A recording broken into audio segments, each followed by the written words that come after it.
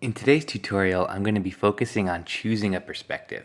Choosing the right perspective is really important to make your sketch convincing and to help people understand the scale.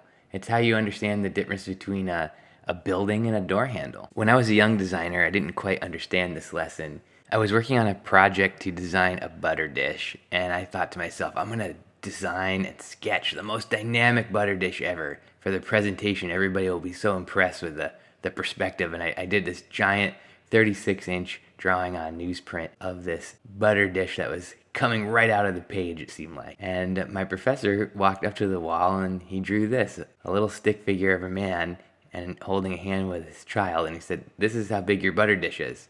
The perspective you've chosen tells me that it's 10 feet tall." This is why choosing the right perspective is so important. It gives you a sense of how big or how small you are to it as the viewer. So this little exercise will demonstrate that. I'm going to draw 3 rectangles in space. The first rectangle has the horizon line at the base. The second rectangle has its horizon line at the very top. And you see this, pretty much the same rectangle, a mirror image of each other. For the third rectangle, we'll move the page down and pretend that the horizon line is much higher and the vanishing points are much farther out, but trying to keep this pretty much the same proportion.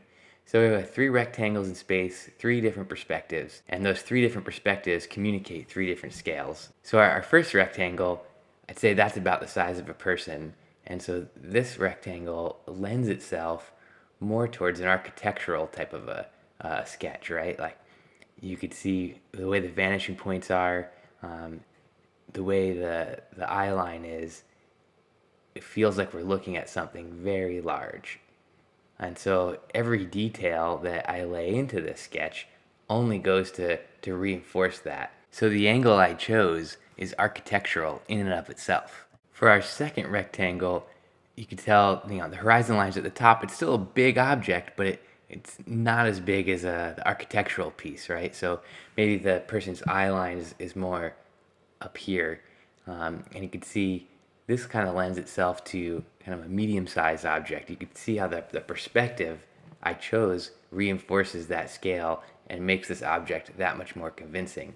So with just a few lines, I go from a rectangle to a car, and the perspective itself is helping me to tell that story, right? I'm using every tool that I can to tell a story as efficiently as possible, and perspective is the first tool that I've selected. Now let's get to our last rectangle. So this one is much lower down, right? It almost looks like I could reach in and grab it. And so what is this appropriate perspective for? Maybe something that sits on a tabletop, maybe something like a billfold wallet, for example.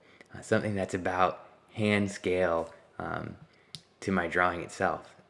So again, using the perspective to tell the story, I could show in a convincing way what size this object is.